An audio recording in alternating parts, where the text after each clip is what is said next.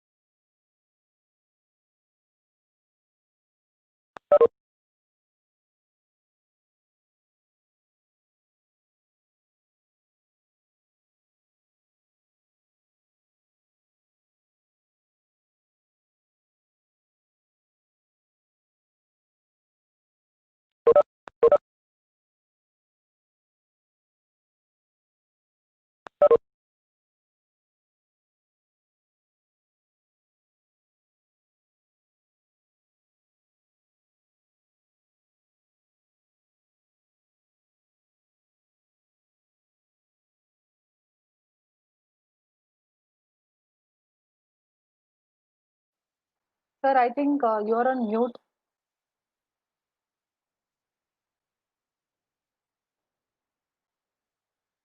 You need to unmute yourself, sir. Yes, sir. Now it is okay? Am I audible? Yes, sir. Okay, Yes, thank sir. you. Yes. Good afternoon to you all. As you know, my topic is the role of interpretation of archaeological materials in teaching history. Being an archaeologist, what I personally feel, because earlier I was a student of history and slightly shifted to learn archaeology through the various trainings, and I did a PG diploma in archaeology from Institute of Archaeology, Delhi.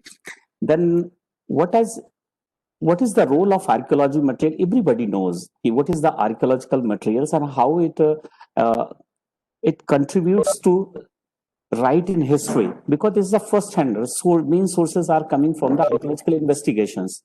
So being archaeology, I'm talking about only the interpretation part. If we are getting some small findings during the excavation, so how it helps to reconstruct the past history. The small tiny object gives a lot of information. You can you can reconstruct write the lot of things on the small object. It gives the right from this inception, how it was come up, how it was made, and what is the function, and how it was used, and how it was abandoned. So gradually these small things are putting together for writing a history. So I'll just start with my talking as a small, what is a history? History is a simple, you all are known very well, familiar with the chronicle, the past events of is a history. History means simple chronicles of the past events. But how it write and how it teach, if you are going to teach, then how archaeology is important. And then itihas, in Hindi we call the itihas. Etymologically, it is made with the iti or as, or it is called asti. It is a dhatu, asti in Sanskrit. It becomes a, so indeed it was or he is. So it means ki iti, the thing which is going to past, matter which is passed away. If I'm spoken something or I speak something, it was become history within seconds. So like a history, it is a very funny thing. Each and everything become history within seconds. So history teaching is a very challenging task for teachers, especially. And if you are I'm not in faculty, but being an archaeologist, if I'm going to some universities or some other places. So if we are teaching to the history students and we're telling the archaeological materials, so sometimes they are not able to understand. Because what is the gap between the history and archaeology? Because we are giving the more insight about the findings. What is finding? Whatever we are recovered from the excavation. But teachers are giving only interpretative part. history teachers are giving like lot of political history, economical history, but as all earlier scholars or previous resource persons have explained nicely all about part of how to teach your practical part of history. In my perception, if you have a history teacher if have some archaeological input or archaeological insight, he can teach the history in better way, because he can give some lot of additional information and share that information with the interpretative part and put together, that definitely become more interesting. So my point is this: the if you are going to teach a history, then how small things put in insert in between the textual part, we are giving the maps, we are giving that lot of tables, we are giving some hands-on objects. Similarly, if the history teacher have little insight, little knowledge, then it will be really very worth for while teaching to the students, and students can easily understand. Then one is a similar statement is very popular statement: history helps to know only about the past. But favored statement with the teachers now is the least favored. The history is not merely a small knowing the past events or the warfares and defeats and political boundaries and some coins, inscriptions, what we recovered from the various sites. Not only that, but if you are the history students, you can understand better the society, you can become the very good citizen, you become a very responsible person of the society, because history is such important. It gives a better understanding of the socio-political conditions. It gives a lot of insight to understand the socio-economic, political, and all previous and past and present, all three conditions together. Because if you are read in the history, in the past condition, what has happened in the past, when you can compare with the modern society in which you are living. So both the things is the comparative with this kind of comparison, it always helpful to become a very good being or good citizen. Because being in a history and archaeology student, I also felt that it is equally not like other subjects. It is a very, very essential subject. People should learn, and people should teach history in very good way, because it is very helpful to make a very good person or being a good citizen. Archaeology should be given in more coverage within the history's curriculum. Then my perception, as I'm talking about, archaeology must be given in a better perspective. And this reveals that across the school boards and teachers' levels, and understanding about the archaeology in fairly broad and accurate way. If you are giving like a previous resource person, Pranita was telling about how the aids, the various aids can add or to better understanding. So this kind of, if you put an archaeological material in your teaching. Sorry to interrupt you, sir. Can you please put the presentation on slideshow mode so that the participants can see it more clearly? Okay. Now it is okay? Clear? Yes, sir.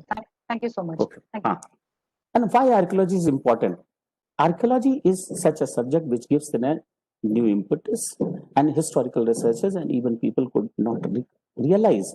So archaeology in history, but you are reading history, but you cannot visualize entire thing until or unless you have maps, you have some handouts, you have at the sum. If the teacher is giving some archaeological inputs in side by side, then definitely history become very worth and very easy to understand.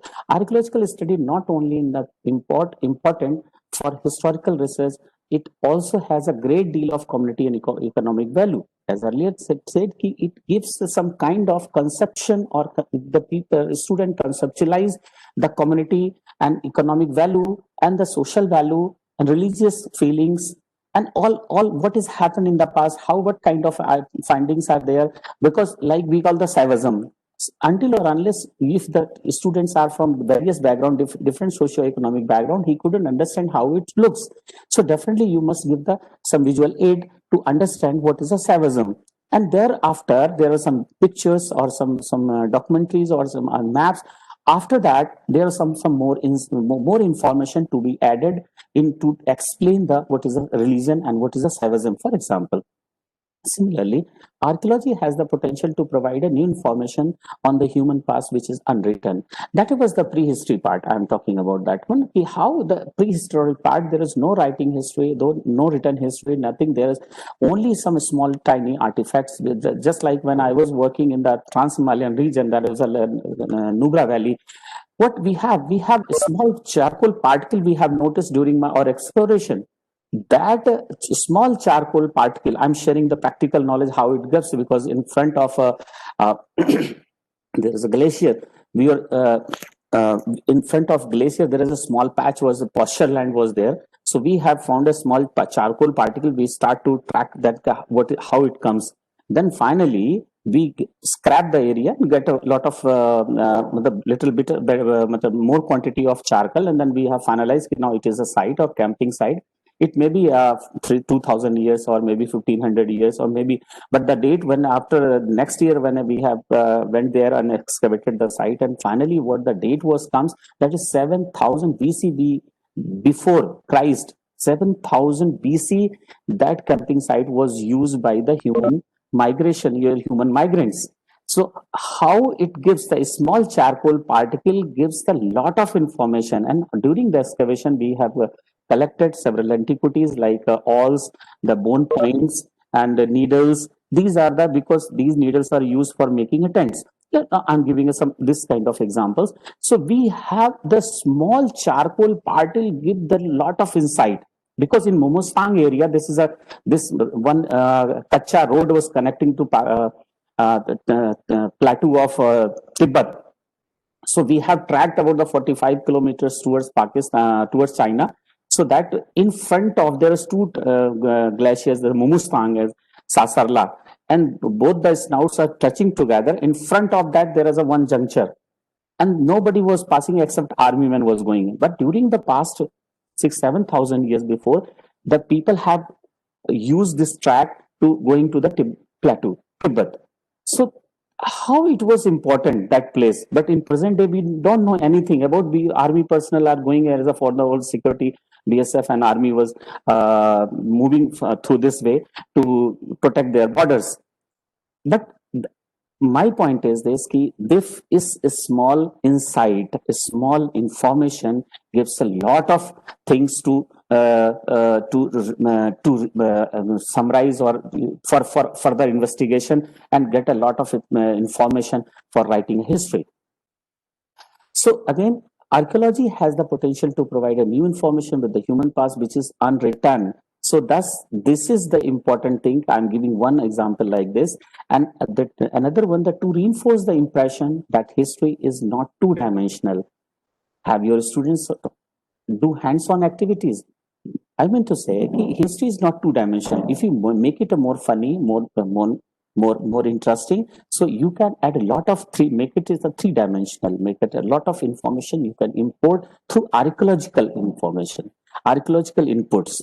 But because history was written on the basis of archaeology, so if you get the hands-on activity to your history students, definitely he can better understand and memorize the facts and finds what you have told in your chapter.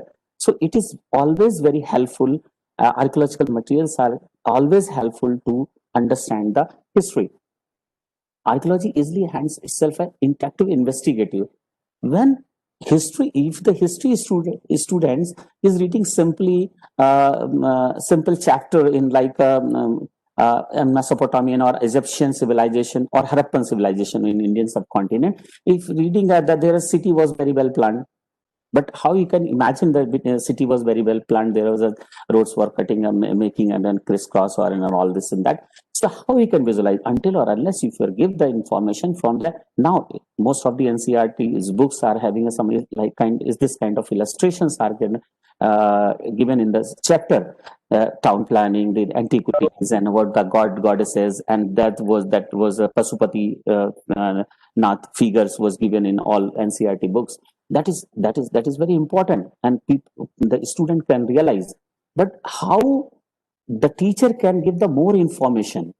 If the teacher is having some background or he is well read about the Harappan civilization, so definitely he can add more information while teaching a history. So that way, so it become more interesting. Archaeology offers students an opportunity to use and develop such critical thinking is skills as observation, interpretation, deductions, inferences, and classification. If history students are having little inclined towards archaeology, then definitely he can present himself in better way. How? Because if you are reading a two-dimensional history and only you are just reading in the books that this is the political history of this region and expansion on Harappan civilization. But if you visualize this, or if you have archaeology inside, definitely the students can observe better than others, because in archaeology, you know the geomorphology, you know the archaeobotany, you know the archaeogeology, you know the archaeosciences, and how it helps. Like for example, if you are talking about the river valley, each and every river valley have different kind of formations. They have their own ecological setup. If the person or teacher having some better inclination towards archaeology, definitely he is having some knowledge about the geomorphology or ecological setting of the area, then he would be more able to explain in better way how the prehistoric sites were living. Prehistoric man was living in on the bank of a river or some small lake, because this kind of, but archaeologist, if you talk to any archaeologist, this is the primary qualification. He is very good in geomorphology, and at least he is having some insight of his knowledge about the river formations and the meanders, and these kind of things are become very useful for them. If the student is having towards inclined towards archaeology, then definitely it become very interpretative. Why? Because if you are getting a small object, so definitely you look forward and try to understand, and until or unless if it is one in your brain, you can't immediately say it is this object. Suppose you have got a one pen, but a pen is how it looks in modern days, but in olden days how the pen was looks like, and definitely pen was in different type, because we were using earlier the crockle kind of pen. Now it is a refill, or we are using a ball pen. So if have some history, so we are always looking at the ethnoarchaeology. We are looking for ethnoarchaeology comparing with the existing cultural, tribal and folk cultures or the modern society. So definitely we have some connecting the link from the past to present. So there is a tradition that's why we call the tradition never dies. This is continues since last 2, 3, 4, 500,000 years. Like you see the Harappan civilization is still some traditions like it still continues in our in these areas like Kalibanga and the Gujarat area, because dancing girl of Mohenjo-daro having a long bangles in hand, in left hand, is still the women on Kutch and Gujarat and Rajasthan area. These Rawadis girls, ladies also want this kind of bangles. So the tradition never dies. So it is very important kind of thing. Then another inference is a classification. If person is analytical, the student become analytical and again practicing and again talking with this teachers and all, so he become very very critical while examining the facts. While he's going to write anything in classroom or in his answer book, definitely he put more information in his answer book, because if he read in such a way, definitely his writing will be changed from other one. Like a 10th standard student or 12th standard student or graduate also. If the 12th standard students are a little bit having the idea of archaeological, or he visited museums, he visited on site and studied or learned with some more inputs, taken inputs from other teachers. So definitely his answering pattern would be changed automatically. So it is always helpful. Impact of archaeological material in textbook or evidence-based teaching on student historical teaching, historical thinking. So this I'm the same I have talked. So maximize the student engagement. There is another step when we are just talking about the how to engage the students. it is a very big challenge for the and all the new education system. We are putting more pressure, more emphasis on how it audience engagement or teacher students engagement. So a student's engagement is a really very tough task until or unless you are going outside or just Madam Pranita was telling out open air. If you are going to learn something in open air in the Mumbai, like it is not possible. But if you are your college is in the outer stations or another rural areas, students to go and nearby area or site and they can understand. But in from Mumbai at the city, it is not possible. But it is possible because in Mumbai also we have a lot of things to know and learn and something and people students can visualize and teachers can give them on site lecture and tell the students not every day but once in a week or twice in a week or maybe after once in a fortnightly. So then this kind of engagements, outdoor engagements, definitely change the perspective and change the understanding level of understanding of students. Now, I'm not giving a lot of interpretation, lot of things, but giving some insight how the role of interpretation of archaeological material in teaching history. Being an archaeologist, I give some small tips because, like, if I'm teaching in history in a classroom, we are seeing these are hand axe, these are cleaver, these are the scraper, this is awls or needles, and this and that. But how a student can visualize this is small? This is hand axe, and this is hand axe. This is for a European origin because it's a chert, and that is a cryptocrystalline material, which is not available in India in abundance. So but in Europe, you see France and England, this kind of cryptocrystalline material is available, and their hand axes are meant on this. But in Indian context, mostly we have dolerite and all these stones were used and like basalt and sometimes and some other stones are used for making hand axes. So first one, if you see these are hand axes, then if we are teaching that this is a chopper chopping, the earliest primitive tools in development of the tool technology, then if his student is teaching reading the first chapter of the prehistoric man, how it will look, how it was, how he's hunting and what kind of implement is he using. If you giving an input like how it was made, looks how it looks, the tool, that looking is another thing, but how it was made. If you give him some insight, it was made like this. No, don't go for peculiarities of the napping and all. This is a napping, how it was a direct cylinder hemical, direct to direct blow and napping technique. This is a pressure technique. This is all peculiarities. Don't go for peculiarities, but you see if you give some this kind of illustrations, this kind of explanations, it was very well made and having this kind of scars, because these deep scars you see here, it was very well because it provides the sharp edge to cut the flesh, because this kind of information, if you added to the student, definitely it will be very useful for the for students to understand the past life, because during the prehistoric time they don't have much material culture except the tools, except the stone tools, and some in middle Paleolithic we moves toward the bone tools and other form of microlithic or blades tools. So there is a gradual development. More large size hand axe become the reduce in size and become more sharper and more effective in later stage, because the man have no understand how to use it in better way.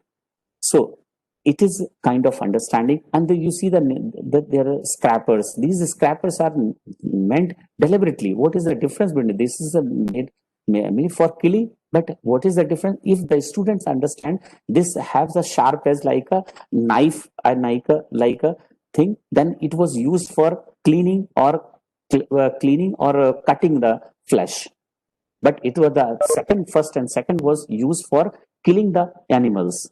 So there is a basic difference between two. If the person is the ancient primitive man was removing the skin from flesh, so they can use this third one, scrapper kind of things. Go for next slide.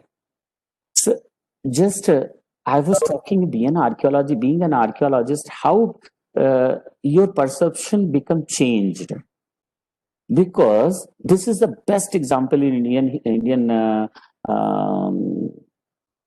as for the Indian archaeology, because Dr. R.S. Bist, my guru, when he was working in the Gujarat area, because both the first guru have discovered this Dholavira site, and Dr. R.S. Bist, I am a student of his. So before going to excavation, he prepared this map.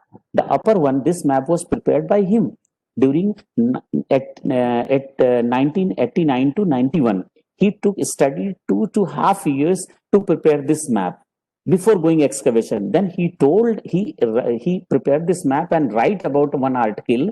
It was elaborated article ki the city have 3 divisions with the all reservoirs around this, because there is this Dholavira was situated between the Manhar and Mansar. There's 2 rivulets, and how the rivulets were diverted. Water was diverted to inside the city.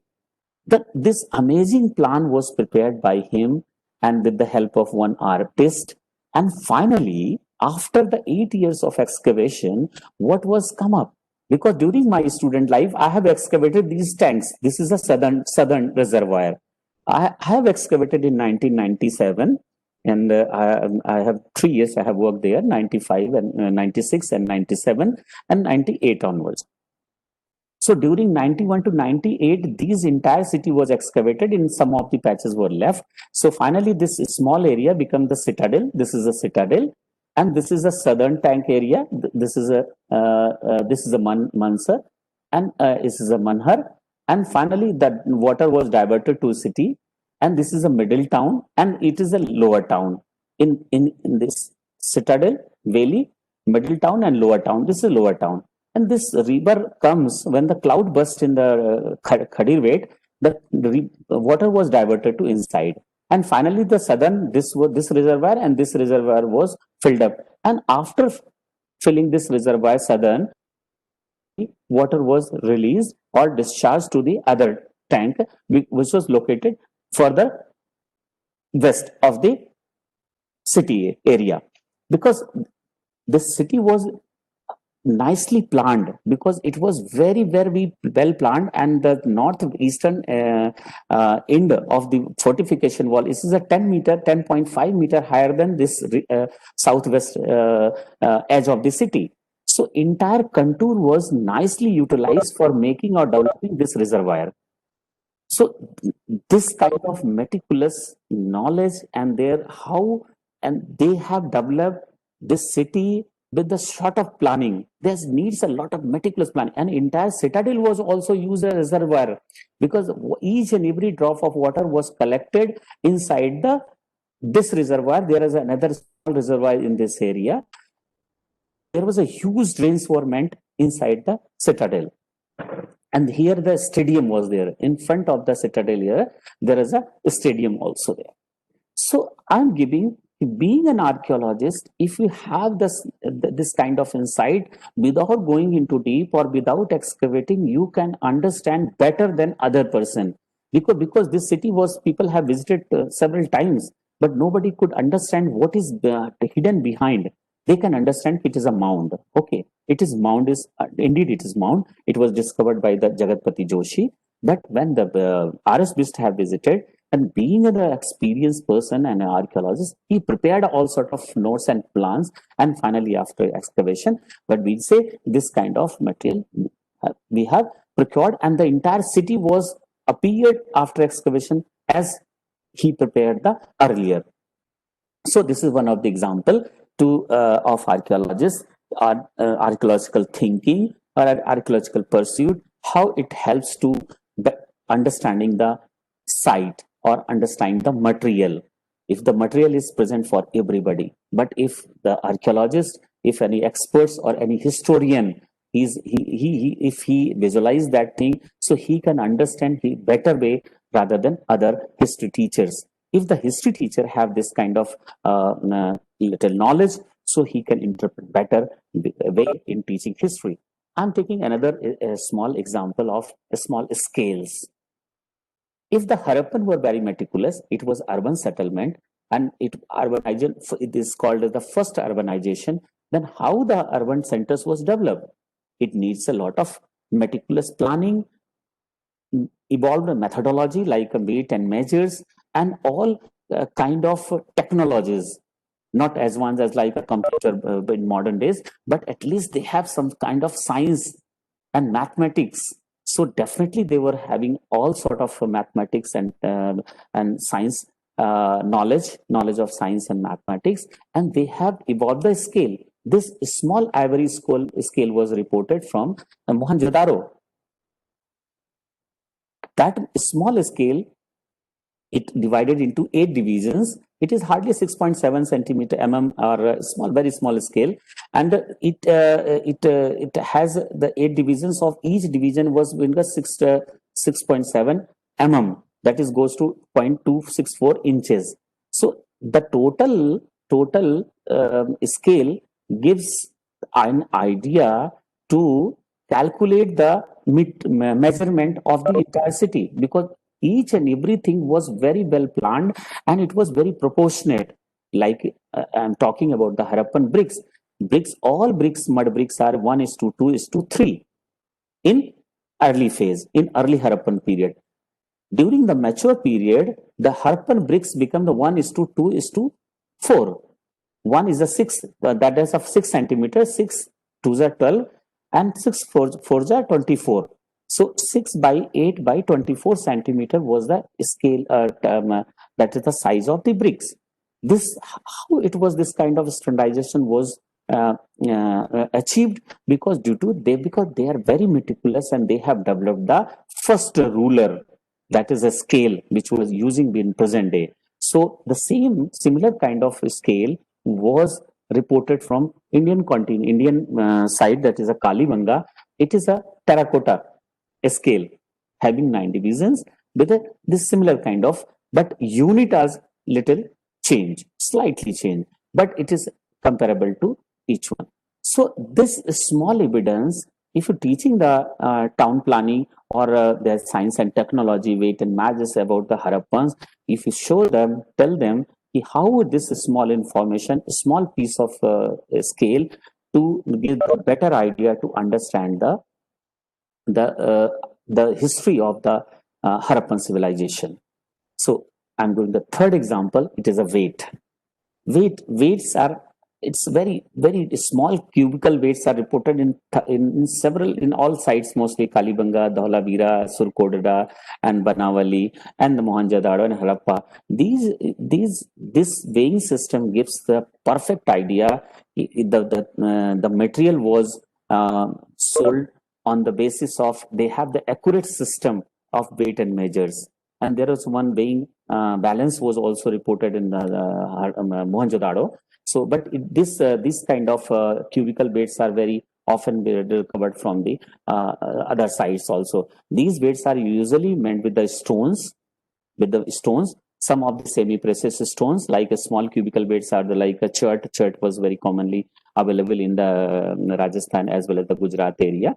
So it was made with but it was very beautifully made with the well cut, well finished, and some of the also have some symbols also. So this kind of information gives the idea. And I'm taking another example, because this is a seals of Harappan civilization.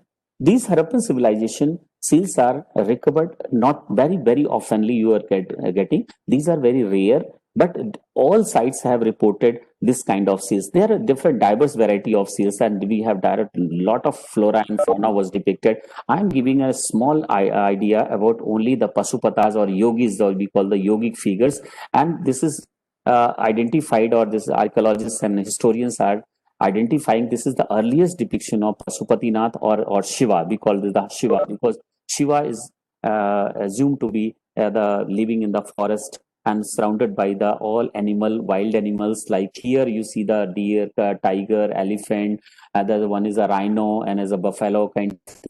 And he's having horn deity with the all bangles and all seated in a yogic posture.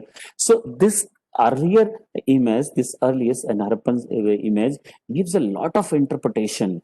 One side is a seal, but it is also depicting the beliefs, it is also depicting the ecological setting and was the flora and fauna. Fauna was available because some of the seals are giving some plants and some plants are depicted on it. So, and there is an inscription also. So this small sealing give the several information.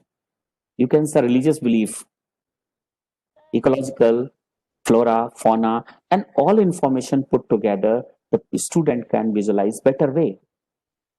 And the same thing, another seal I'm giving example because it is a horn deity is also horn deity, but horn is slightly changed and headgear is slightly changed because it's very well decorated. It was slightly stylized. Inscription is both have inscription, but there is animals are missing here, but postures are almost same. Slightly angles are almost similar, but this left one is a slightly changed because it's a purely yogic posture.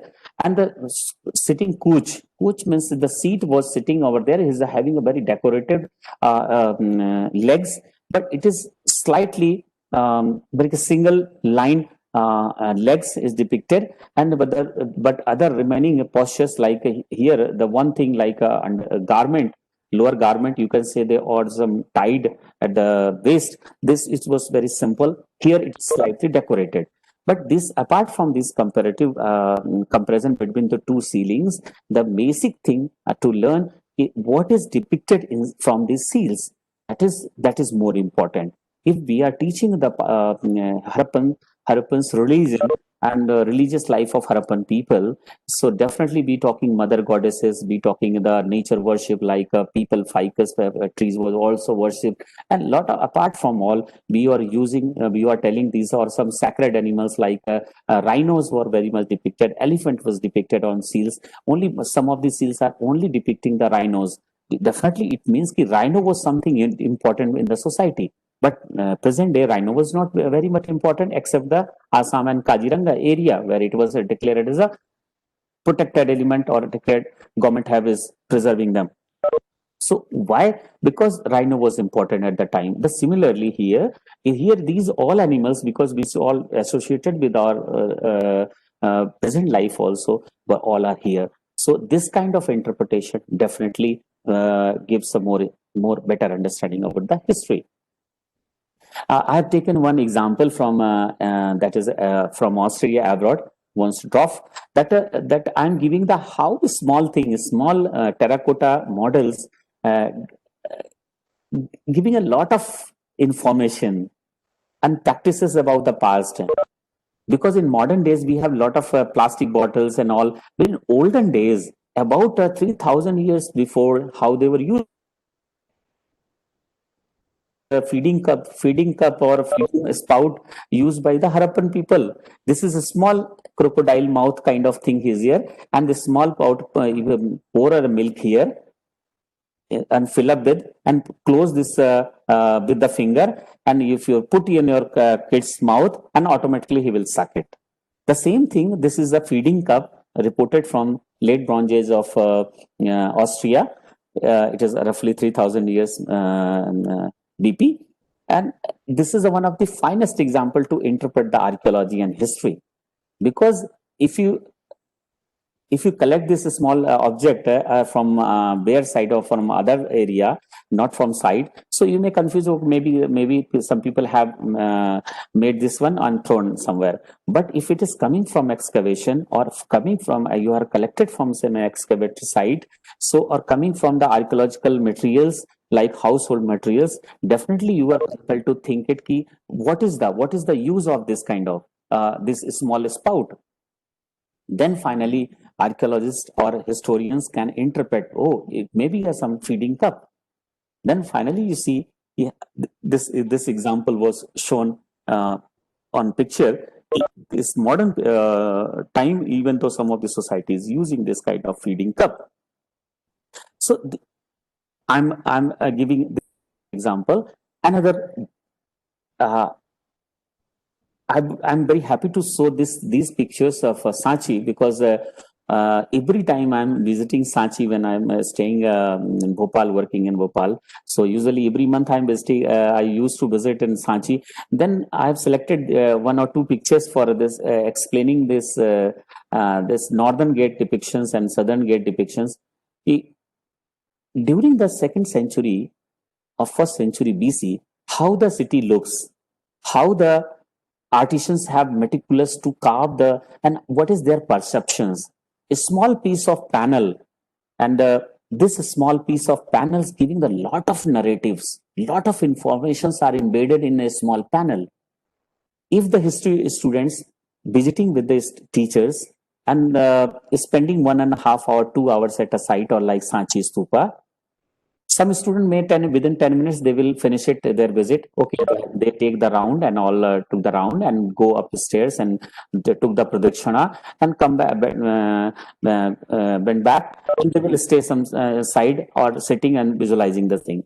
But if someone explaining these panels or Northern Gate or Southern Gate or Eastern and Western gates, there is a lot of social life, religious life, and urban life. Everything was depicted. So I am just talking about the first panel of this. You see the from bottom to top, if you see the entire landscape, there was a 3 tier of the landscape was giving.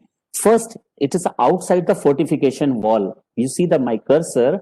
This is the fortification wall, and there is a pratoli. In Sanskrit words, if you go the Artha Shastra, this known as the main gate entrance of the fort, it known as pratoli or main entrance, crowned by a two are ornamented with the balconies with vaulted roof.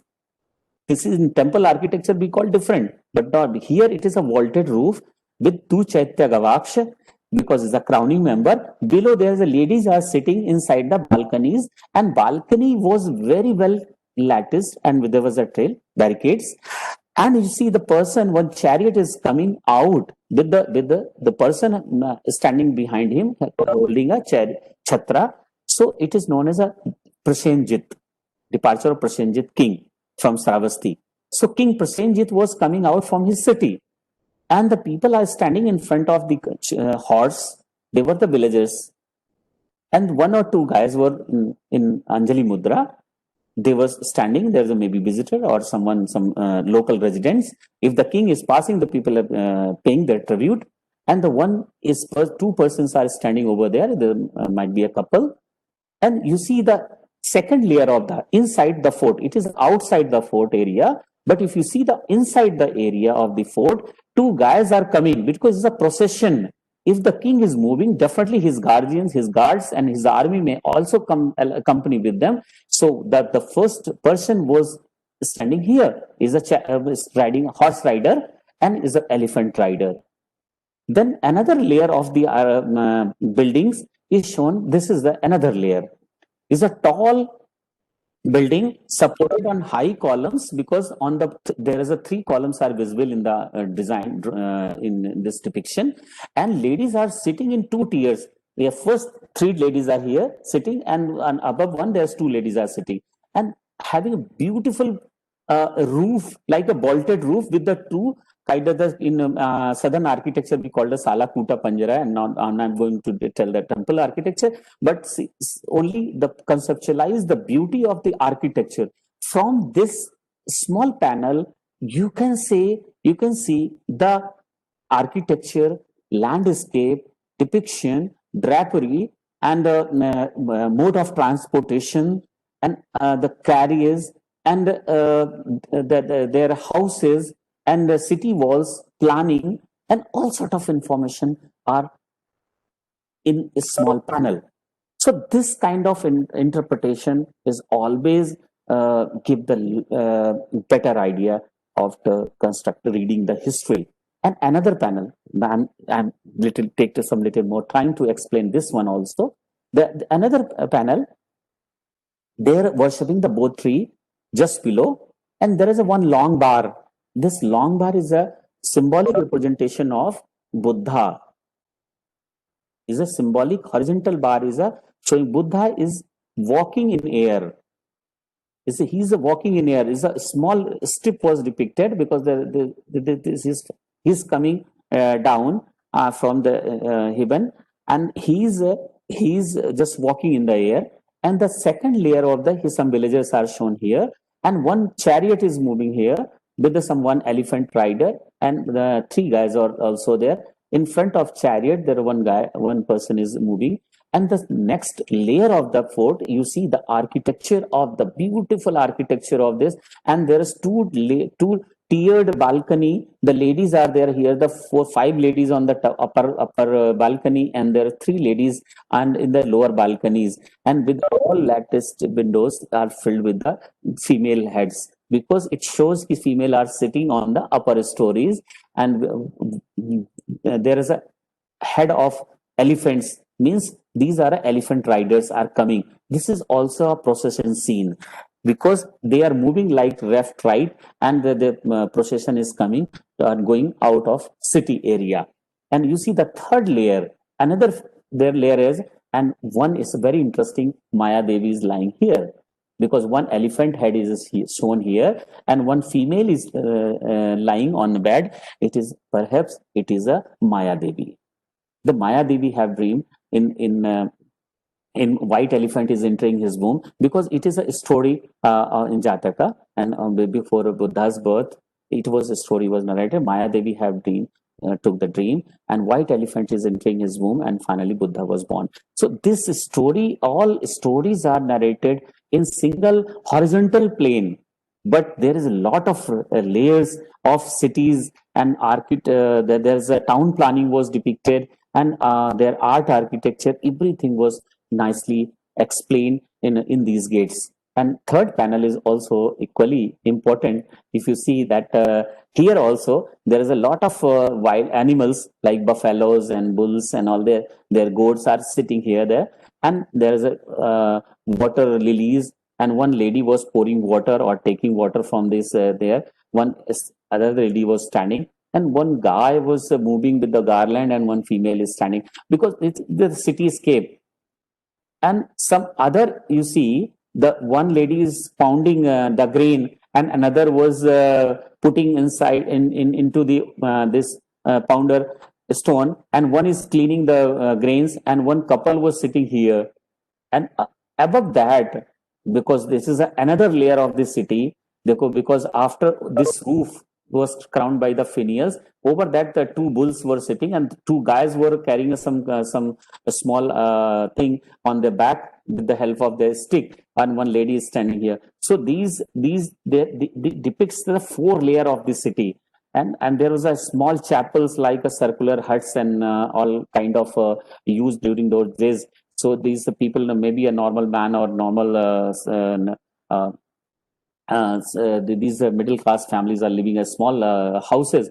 So this kind of circular religious temples were also reported, because usually in the bas relief Buddhist relics were placed in the center of the chaitya. So sometimes this circular chaitya was also depicted, but here the relic casket is not there, but these couple was sitting, so definitely it is a dwelling, not it was used for as a residence. So this kind of interpretation, definitely, if not met very meticulously like archaeologists, but if the teacher is giving this type of input to their students, definitely history become more interesting and more understandable, and people or student can memorize all sort of incidents, all sort of stories, and he can, after visualizing or seeing this kind of things, he can explain better and give the better answer. Another example, I have just taken it. Yeah. So how the tradition was passed from 1st century to other, from Harappans to 2nd century BC. Another, I have just given a one quote for teaching a history.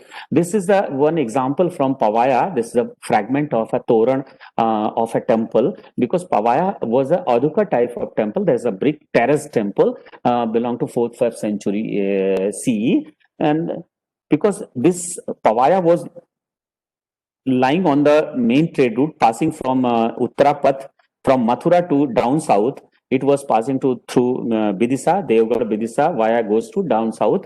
So that Pavaya was located on the center, on the left bank of the Sindh River.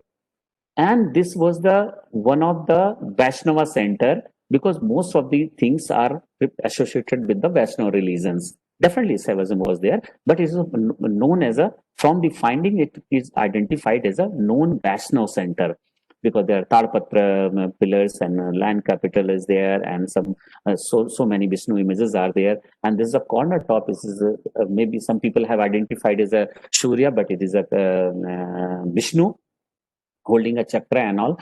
So I'm giving some insight ki how this beautiful socio-religious theme was depicted. You all have familiar with this kind of thing. I'm just giving example only to, there is an amusement panel. The one group of dancer, one lady is dancing, and all musicians are, one lady is playing on harp, like a Skandagupta was playing on veena, or but it looks like a, you can say veena, or it is harp kind of thing, but we call in Indian context, we call it veena. So one other ladies are playing some other musical instruments, one tabla and some other one, and lady is dancing. And the left portion of the panel was depicting, this is a close-up. So one Yupa pillar, this a Yagya Vedi is placed here, and Yupa pillar is depicted here, and one goat, sacrificial goat, was tied here. And Bhamana, this is a Bhamana avatar of dwarf form of Vishnu was depicted. He's carrying a kamandalu in left hand, a right hand he's asking something, and the one lady is pouring water on the Bhamana was cladded with some copying with some Yagyopabit, having some curly hairs, because during Gupta period have some definitely. And behind the Bhamana there is another Brahmin kind of, he's having also some sacred threads and one raised hand. And here the sacrificial, because here King Bali was depicted with his wife and his Purohit, who's sitting in front of the fire. It is a fire. So, and over that there is a panel. There's a lot of ladies are shown in the sitting in a balcony, and it is a perspective, because sacrificial yag was performed in down, and some of the ladies are there standing, or someone sitting on the back side. So this kind of a small panel giving a how it reflects the socio-political, economical, and all perspectives of the Gupta period history. So if we are talking about that was performed, how it looks, how it was, because this is a living evidence, because Yupa pillar was a long tradition right from the 1st, 2nd, 3rd century BCE. Yeah, all these Yupa pillars, like Badava Yupa pillar is very famous, reported from Kota. The Malavas have performed the sacrificial yag and Pancharatra yag in Badava. But similarly, in 5th century, it was Pancharatra yagyas were performed in all the northern Indian states and all tribal states, as well as the all larger cities like Mathura, Vidisa, and these Ujjain. They have some evidences this kind of performance. So this is one of the living evidence of our religious traditions, past religious tradition. And this is the most fascinating evidence I have given or quoted for you guys, because it is a really, I think I'm going to publish one article on this one, and first time I'm shown, because I have discovered this this sculpture from Nachna, and it is district Panna, Madhya Pradesh. So this is a famous Gupta site. This Nachna and Bhumra, both the sites are known for their Ganas, the Gana figures. I must tell you, what is the relevance of to shown here, to show you people, because there's a lot of story about the Gana. Everybody knows, because all Mahabharata, there the Puran, the why Puran, giving a lot of narratives, a lot of description about the Shiva's army and Shiva's family. How when the Shiva was going for marriage with the Parvati, so these Ganas were, because Gana was the army. These are the army persons, so they have the different appearance, because they are having a fatty, clumsy, with the stout figure, having different kind of heads. So these are known as like sometimes human being, sometimes animal being, and having different kind of heads, like a lion, dog, fox, bear. This tortoise is also, because I have shown this is an unusual one, and the tortoise is also like boar head, or some crow, owl, and parrots, falcon. There are different kind of ganas are reported in various sites, and especially this especially in Nachna have reported. I have 9 varieties of ganas, and this one is very important, which I have connected with the tradition, present tradition, on the basis of ethnoarchaeology. When I was in Kerala and developing a museum in Mattancherry Palace, it was under development and we are looking after, and I was in charge of that museum. So I used to travel with the Trishur. There was a Puram festival. On every Puram, there was a dance of Pulkali dance. Puli means hota this lion, the lion. Then people are dancing with the lion face, and that lion face was painted on their tummies. These all guys are having a long, huge tummies, and they are sometimes they are bareheaded, sometimes they are having a mask also. So you see, the Gana is also having some lion face kind of thing, with the fangs is coming out, and having also this kind of bell, and these all are having a bill. Presently, they all are having these kind of bell, and is simply it is a Gupta period having a kavali. So, in my perception, this kind of tradition was started long back, maybe as for amusement, because there is a one story given in Kumar Sambhav. Kalidas have written when Shiva was going to marry. So these ganas have get up in all different costumes, and they were dancing, amusing, and all. Like Bhringi Rishi was known for his dance as a terrific dance, and Parvati was sometimes some terrified with his dance. But these ganas was dancing all along entire procession. They were dancing together, and finally, what is that? Just like a modern tradition, is Shiva was on the behind and Ganas was dancing in front of Shiva, Bharat, in procession. And Kumar Sambhav also gives the one another incidents, like these Ganas were used, or they have once Shiva, when Kartikeya was born, then Parvati and Shiva were discussing, they were very happy. So all Gana and the army of Shiva was very, very happy. Then finally, he ordered them, he go for and make an arrangement for celebrate this befitting occasion in befitting way. So that these ganas have dress up with the various costumes, the similar like a marriage of Shiva. So I meant to say what I have shown here, try to narrate it. Tradition never dies. Tradition continues from Gupta period to present. Pulkali dance of Kerala, I'm not sure, very much sure, but I'm showing you guys how it was continued. Is there any connection, direct connection, or it is some kind of tradition evolved isolation, or maybe it was that's Madhya Pradesh area was because it's all are in dense forest, or presently now it's sparsely, but in olden days definitely it was having some lot of forest in this area. Still, it is very underdeveloped area, because in during the rainy season you cannot go reach very comfortably, because there's no road and no other facilities are there in this dense forest area.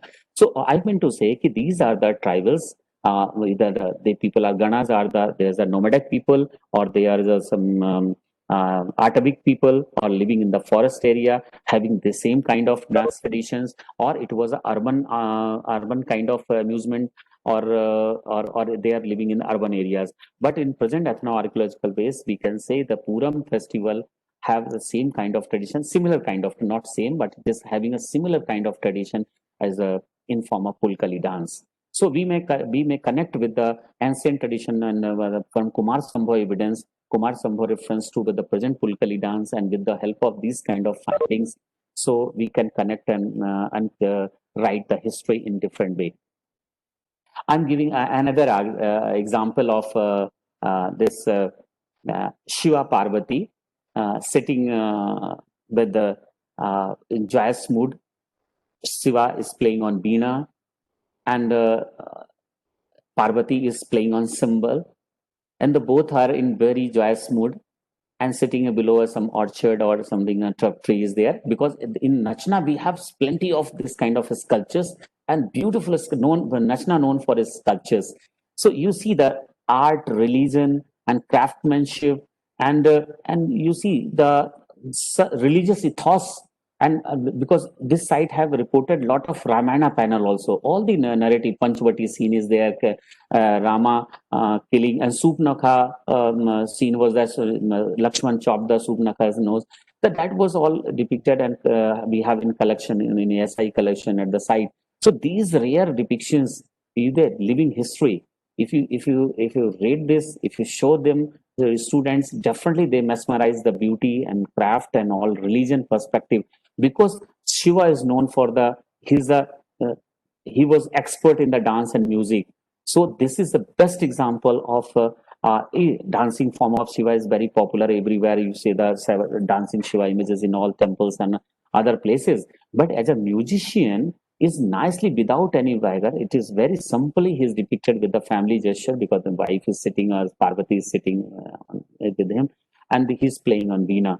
So this kind of identification examples definitely mesmerize to students of history, and they can understand better and realize. So I can move to another example, maybe last. This is the Trimurti, that's famous, is in Mumbai. And because if you the development of art traditions, and from Gupta period, I'm going in chronologically.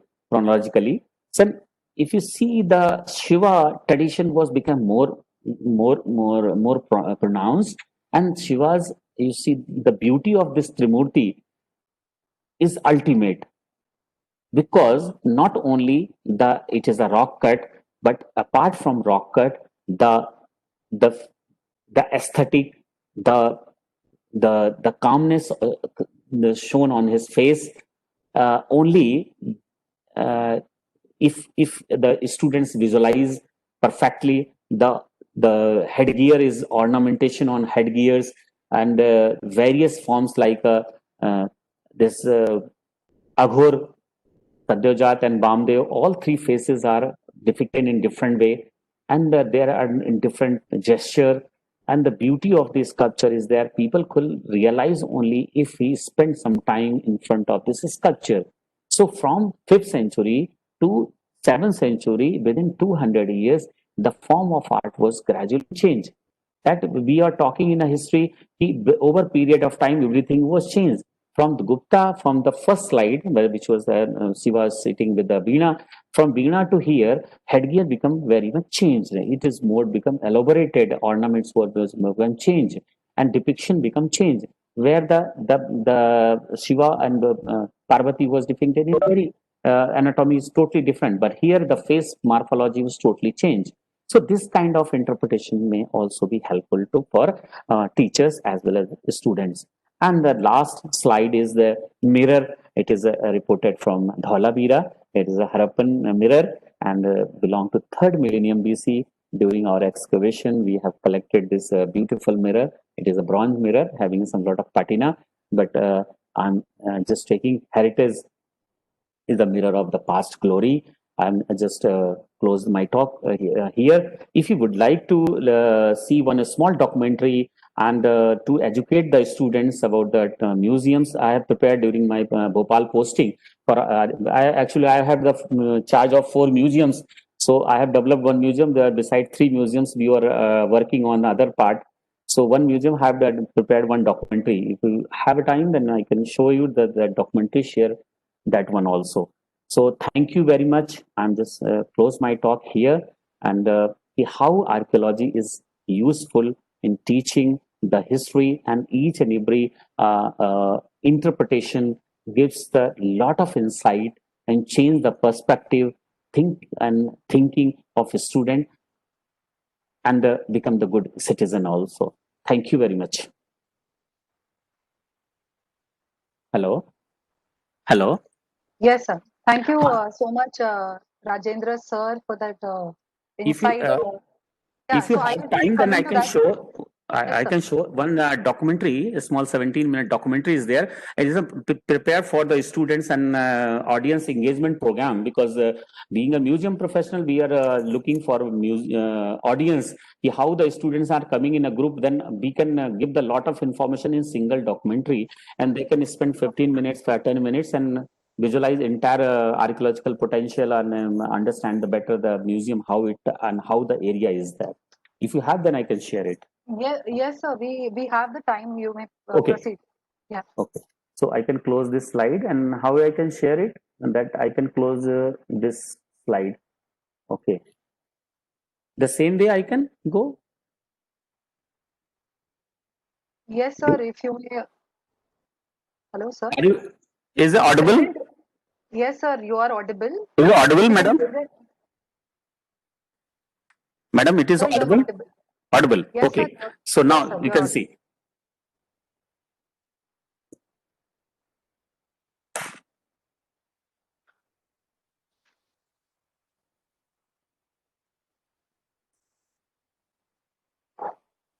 Sir, we're not able to see the video.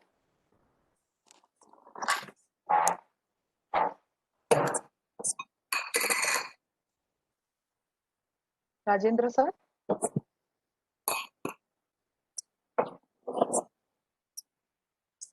Rajendra, sir. Sir, am I audible? Yes. Yes, ma'am. Sir, we are unable to see the video. You haven't shared it yet. Okay. Okay, ma'am. Okay. Just Yeah. Okay. now it is. Yes, sir. Yes, sir. Yes.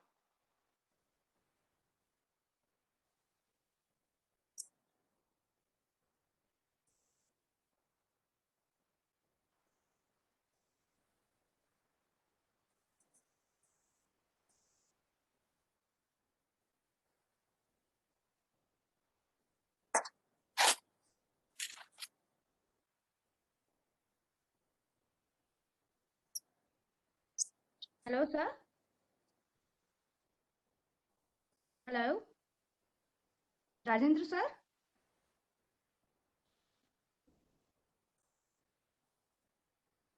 Sir, Rajendra, sir, we are unable to hear the audio. You'll have to take off your microphones, I guess. It maybe yes. I'll due to only this reason. So I can.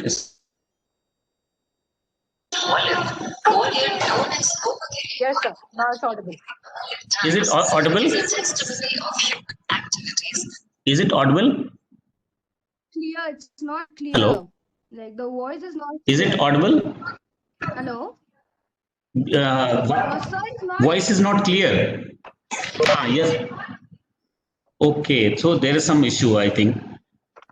Since prehistoric times, Bollywood is known for its invincible fort, untold historic past, love stories of romancing pure and Delhi, jewels of Rajput queens, mesmerizing beauty of sculptures, and monumental grandeur.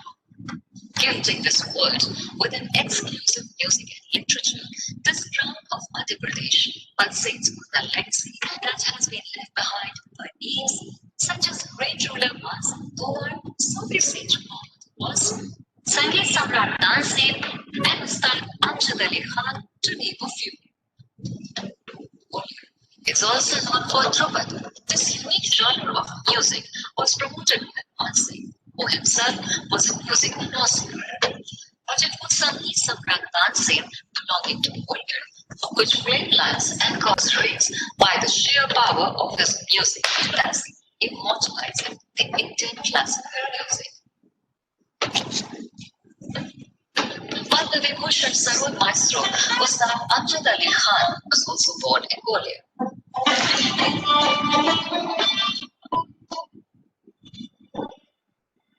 90 meters high, therefore known as the Gibraltar of East, Gwalior Fort, built in 8th century, is erected on Gopanchal Hill. Surrounded by massive walls of sandstone, it spreads over an area of 3 square kilometers. While culturally, Gwalior ruled on the map with its music, its history is also laced with prehistoric remains found at Guptesh district Gwalior. Chedurwa, Suru, Having a 3,000-year-old history, like Butwar, do have one thing in common, and that is the rich early historical heritage. While Pavaya had been a center of Naga kings, there are also inscriptions by Buddha kings to be found. From Nagas to Kushans to Nagas again, this region witnessed numerous political ups and downs. But during Gupta period, 4th to 5th century AD, the place also had its share of glory, as is evidenced by a number of carved sculptures and architectural remains discovered at Pavaya. After Guptas, Moras loomed large on the scenario, and this is where one finds the first written evidence of the fort. Fable has it that since King Suraj Singh was cured of his leprosy by the water of a nearby pond, as suggested by Saint William, he built the fort and enlarged the pond for the benefit of the population in the 8th century. In the second quarter of the 8th century AD, King Nagad I successfully resisted Arabs to save his kingdom, while Meher Bhoj left 2 inscriptions dated 875 and 876 AD displaying the use of zero in numeral form. He also constructed the famous Chandra Bhoj temple. Towards the end of the 10th century AD, the Rajput Kachchapka dynasty captured the region from the Pratihar ruler. The famous Sasbahu temple was built during Kachchapka ruler Padmapal and completed by Mahipal. The Kachchapka rule was taken over by another line of Pratihar who retained until 1231 AD when Iltutmish took over the fort after prolonged struggle. At the end of the 14th century, the fort came under Toba Rajputs who raised this place to great eminence. In fact, around this time, though the power was under Hindu kings, yet equally interesting is the fact that Jainism too flourished almost during the same time period, which proves the religious tolerance of the people present there. Rajaman Singh Tomar constructed the famous Gujri Mahal for its queen Brigham and also Man Mandir, among other palaces inside the fort. In 1516 AD, Ibrahim Lodi captured the fort, but afterwards the power changed hands and the fort was acquired by the Mughals, who used it as a state prison. During Emperor Jahangir's reign, Sikh Guru Hargobind was also kept here as a prisoner for 2 years and was later released. Through the efforts of the Guru, 52 Hindu kings were also released by the emperor. Therefore, to commemorate this incident of the 6th Guru, a Gurdwara, Danda Bandi Chowk, had been constructed by the Sikh community. During 18th and 19th century, the struggle for power continued between the British and the Scindias. Finally, the Scindias took the fort in 1844 AD. There are 2 commonly used ways to reach the fort. The first one is through Warrior Gate, where one can reach only by foot, whereas the visitors can reach the fort by vehicle through the second gate known as Urvai Gate. The main gate of the fort is known as Hathi Hall, which takes one straight to Man Mandir Mahal. Entering into the fort, you will find a number of palaces like Gujri Mahal, Man Singh Mahal, Jahangir Mahal, Garh Mahal, Vikram Mahal, Shah Jahan Mahal, and temples like Delika Mandir, Sasbuk Mandir, Chatur Bhuj Mandir, large Jain colosseum that display rare architectural intricacy. There are also various spots like Suraj Johar Dal, Mansarovar, Gangola Dal, which have been built by cutting the rocks. To preserve the cultural heritage and also to make people aware about the glorious past of Gwalior and its adjoining areas, an archaeological museum was established on 2nd October in 1993 by the Archaeological Survey of India. Alluring the tourists, the museum building stands on the front of Hathi Fort, located in the old jail and hospital building of British period. Since then, the Archaeological Survey of India has been conserving and protecting Gwalior's vast cultural treasure, both in tangible and intangible ways. The main building of the museum comprises of a big hall, a room adjacent to it, and two verandas, one at the front and one on the rear side, in which one finds gallery number 1, 2, 4, and 3, respectively. The exclusive materials and sculptures displayed in these galleries have been brought from Gwalior, Shivpuri, Morena, Bid, and Datia districts of Madhya Pradesh. These sites are Kutwa, Akrol, Daresar, Batesar, Vitavli, Adhavali, Sihonia, Kerat, Devini, Survaya, ranging from 1st millennium BC to 17th century AD. Moving on to gallery number 1, a whole new chapter of Gwalior's glorious history is unfolding before us. This gallery is an ensemble of exquisite sculptures brought from various sites in and around Gwalior. In this gallery, we find a different set of sculptures ranging from 1st century AD to 13th century AD. Sculptures of Balram from Vitavli of 1st century AD, though crude in representation, show early iconography of vegetal images. At Pavaya, there are ruins of temple which is said to be the temple of Lord Vishnu, made of bricks in 3 terraces, proceeding one above the other. Top capital and a lintel on which fine work of engravings is to be seen have been brought at Gujari Behel, while a statue of Lord Buddha is also here. Buddha, seated in Padmasana, marked with an elaborated halo, is a representative example of the late Gupta art. Worth mentioning is the Shivling from Mahadev Temple in Akrol district. It is an important example of Pratihar style of construction.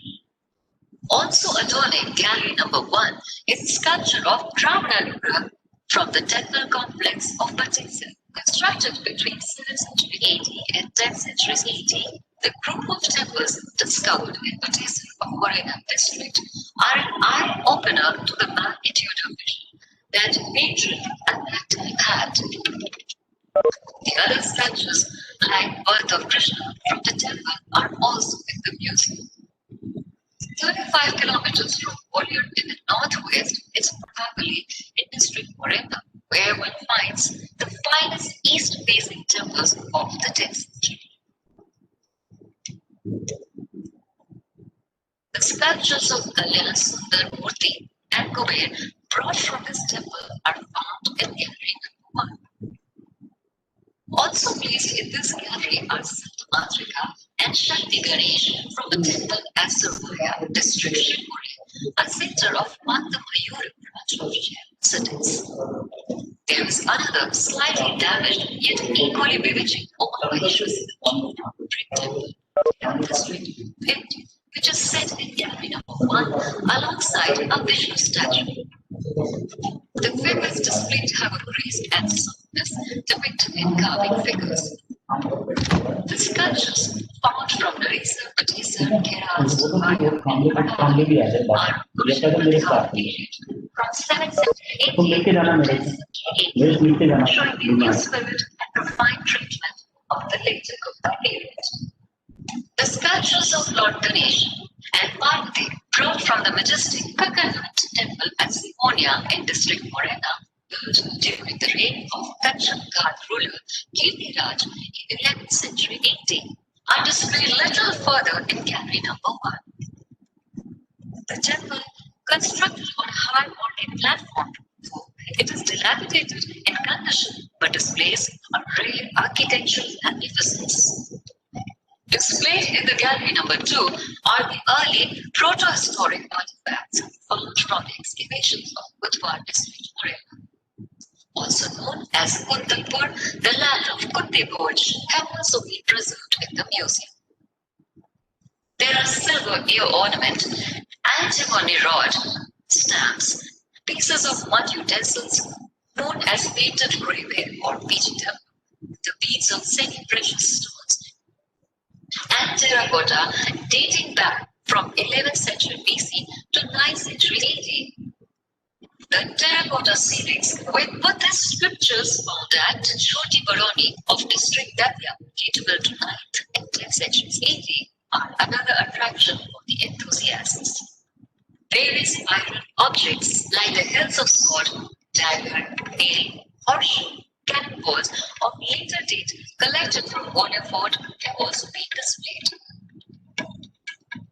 Displayed in gallery number 3 is the statues of Mahapashupatinath found in Orissa from the same temple complex. Located 18 kilometers northeast from Gwalior is Orissa in district Morena, consisting of 22 temples dateable to 8th century to 12th century AD. 9 out of 22 temples are constructed in Pansara or pyramidal style, while one of the shikhar is in Pallavi style. This exceptional temple displays the earliest Pallavi shikhar in Central India. We can understand the grandeur of a Pallavi shikhar by looking at Delika Mandir. The other 8 temples are uniform structures of Nagar style consisting of a garbhagriha preceded by a short coupling.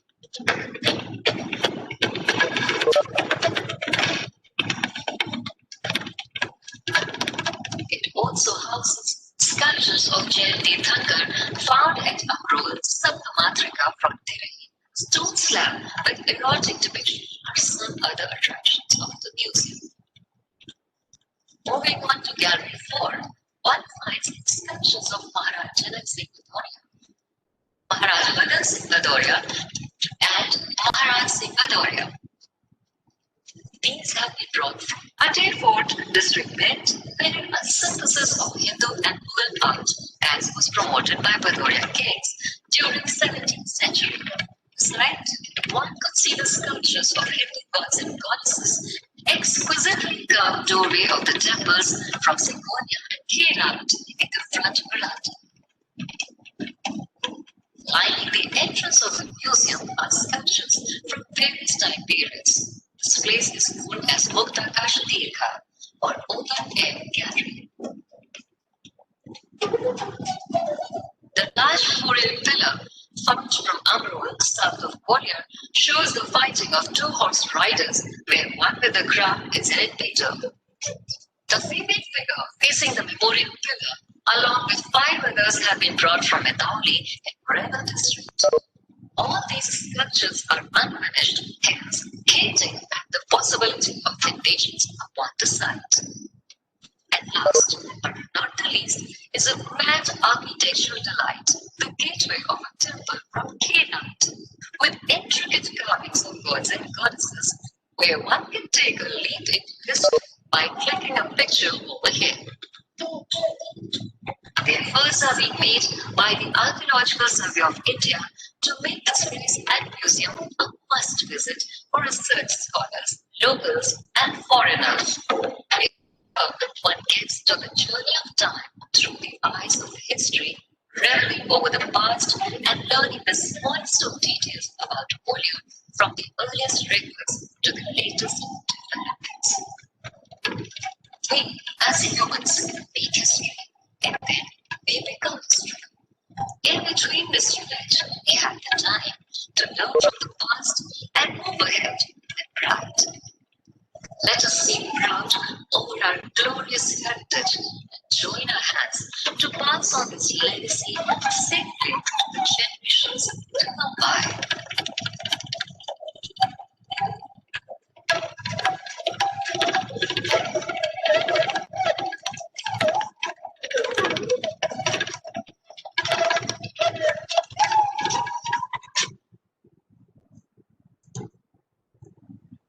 Hello. Yeah, thank you so much, sir, for sharing Thank you. this video. Yes. Yeah, this is for the participants. A few of them have mentioned, like on the chat box, that the audio was not clear. But I would just like to tell you that, sir, just a second. So I Ma'am, would just like to tell you, yeah. is not a link shared, but it is his own personal video. So this is all that we could kind of share with you. If at all there are any questions pertaining to the video, then you might ask that of the chat box. Otherwise, sir, there are two questions from the participants. Yes. Yeah. So the first question is, are there any virtual archaeological sites? Can you share some names of the sites? There is some echo is going on. Yes, sir. There's some.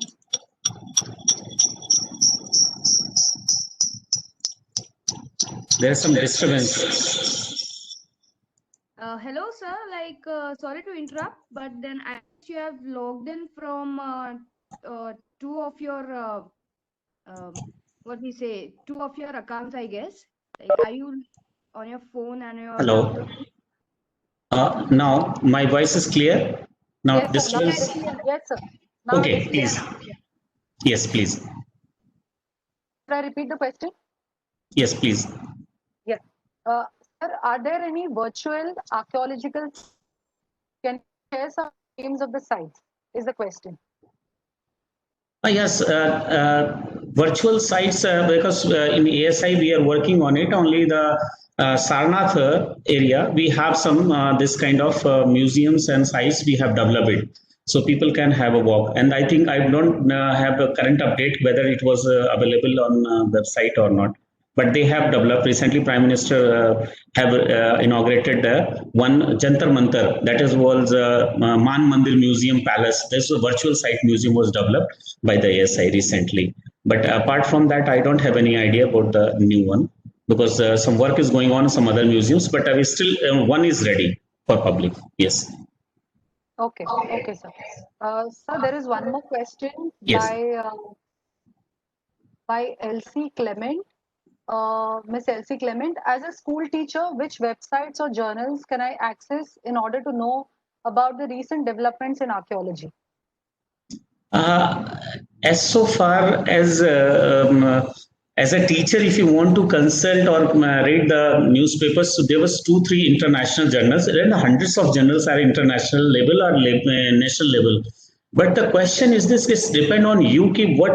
What is your area of specialization and what area you want to be. Otherwise, it is better to you have to consult the each and every subject of archaeology. Like a pre-history have an entire separate discipline. So it is one single journal is not would be sufficient to give the all information. So it is better to you have to look after for journal textbook kind of publications.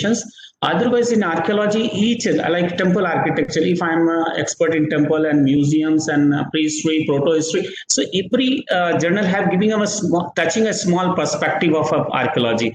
So for teachers, sometimes it's very difficult to give the one name. Especially like Harappan civilization, I can give you must read the book of recently published by B.B. Lal, Professor B.B. Lal, or some Aska Parpola. But Aska Parpola, you may not able to understand Aska Parpola. So it is a little bit difficult to reply at the moment for teachers. If you are an academician or you are belong to archaeology field, then I can give some books or journals. Especially Indian Iranian journals, some journals from Royal Asiatic Society of London, and these are the international journals. And India also have 2-3 renowned journal, like Deccan College is publishing one journal, and Indian Archaeological Society is publishing one journal. Is a renowned journal having a lot of coverage across the world also, but it is covering the articles, especially Southeast Asia. And some of the journals are published by the state departments, various state departments like Calcutta also, and Baroda Museum also publishing. State Archaeology Uttar Pradesh is also international journal. They are publishing looking back. So like that, and from Marg was a very good publication is touching the art and architecture, especially like I'm talking about the Ganas law. Back one article was published by the Professor K.D. Bajpai. He was giving a small reference about this, and Khandelwal sir have given us some references of these sites about the Panna and all. So like that, we are collecting these small pieces and put together and form a big picture. So archaeology is a very wide subject. No, every field have their own expertise.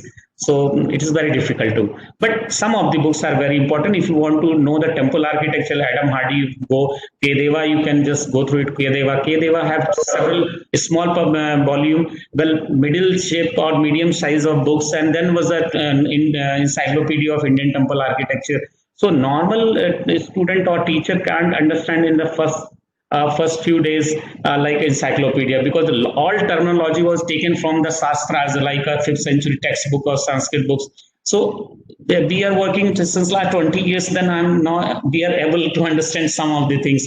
Some of the things are missing because some texts are classical Sanskrit. No, this is very difficult. So similarly, like Temples of India by Krishnadeva is very useful for temple architecture, and like that in all fields are there. So thank you. Anyone? Okay, so sir, I just want to ask a question. Yes.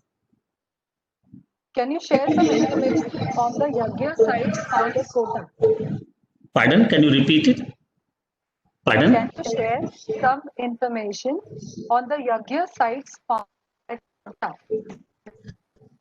Sure. I can share if anyone personally wants to study on the Yagya sites. So, because during my PhD, I have traveled across the Rajasthan area, because I'm working in the Rajasthan government and Rajasthan central government also. So, I have traveled across the east to west and north to south. There is no idea. I will provide the list of the sites like Badwa, Suchi, and there is one site is Ghosundi, and another one is you can say Bidisa, and these all I have just plotted and all. So I can share some material. There is no issue at all. But personally, if you want to share my email ID, then share my email ID, then I can share. Write a personal mail on me. Okay. Sure, thank you so much. Most welcome. Thank you so much, sir, for that insightful session on an archaeological perspective on learning, understanding, and interpreting history by running us through detailed stories and explanation of various historical artifacts, sites, and introducing us to many new terminologies, interpreting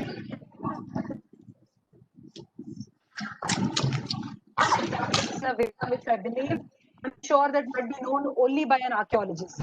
Thank you for also letting us know that the study of archaeology enables a historian to develop critical thinking skills like observation, interpretation, which might not be gained by reading or writing alone, which in turn encourages maximum student engagement, which is itself a vital factor in the teaching learning process. Sir, I believe the most apt quote to sum up your session is this quote by Martin Luther King, that we are not makers of history, but we are made by it. Made by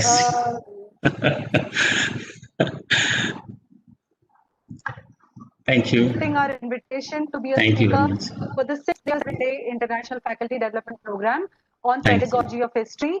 Here, I, Architect Mildred Jose, conclude the 6th day of the International Faculty Development Program on the theme of Pedagogy of History, organized by the Kash Foundation Center for Academic and Provincial Development in collaboration with University of Ottawa and St. Xavier's Institute of Education.